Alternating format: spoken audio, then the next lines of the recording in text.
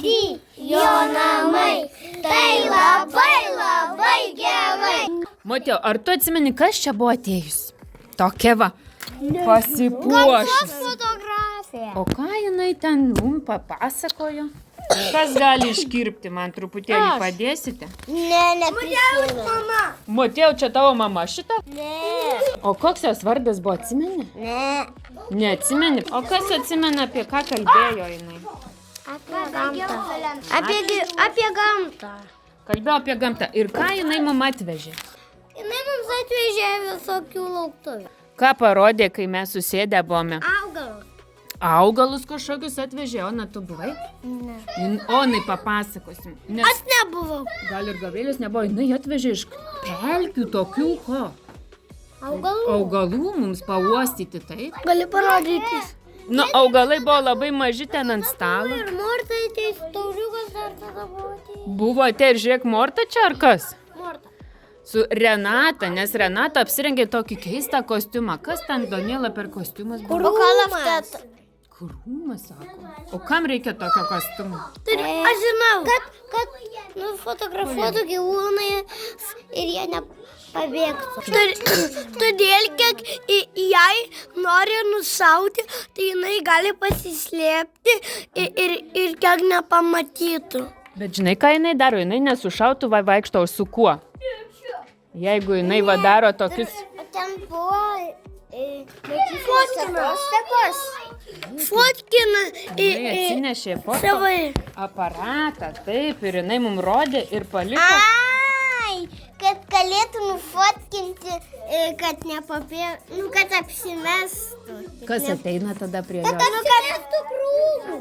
Taip, Ir apsimeta tada krūmų. gali nufotkinti visokius gyvūnus, kad nepapėtų. Taip, sakė Renata, prie jos buvo atėjęs net elnis, prie pat. Ir... Elnis? Ar briedis, kas buvo, neatsimenu. Neatsimeni tu, Daniela. Kas atsimena, kas buvo čia atvykę pas mus? Atsimenate, kas čia ta mergina buvo? Ačiū. Kas, Agota, čia buvo atvykę? Žinau.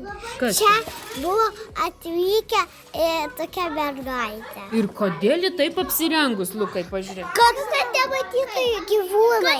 Kad jinai nueitų į mišką ir jinai būtų kaip krūmas. Kad gyvūnai nepamatytų ir nubėgtų. Ir jinai turi tokį aparatą ir ten gyvūnai jos nemato, galvoja, kad tikras krūmas ir ten nufotkina jinai.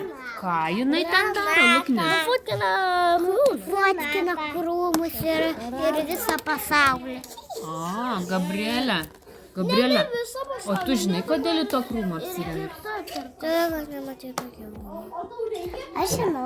Nu, pasakyk, Agota. Jinai atsirengus įsikrūmą todėl, nes kaip jinai išeina gyvūnų fotkinti, tai tada būdas susitus, kad nepamatytų. Kad nepamatytų jos gyvūnai?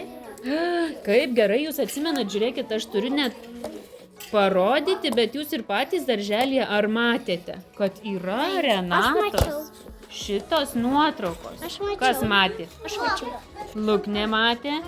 Aš mačiau. Kur jos pakabintos? Ant sienos. Luknė, kur? Ten prie O sienos. kas tose nuotraukose yra?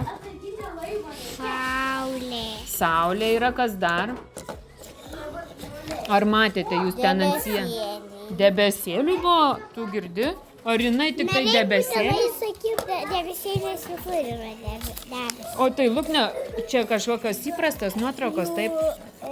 Kada, sakė, eina Renata į tą mišką, Lukai, atsimeni?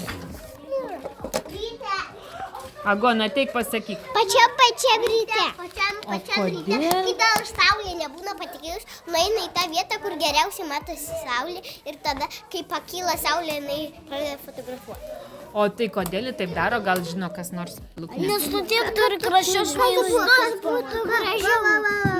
Ai, supratau. Jo namai, tai labai gerai.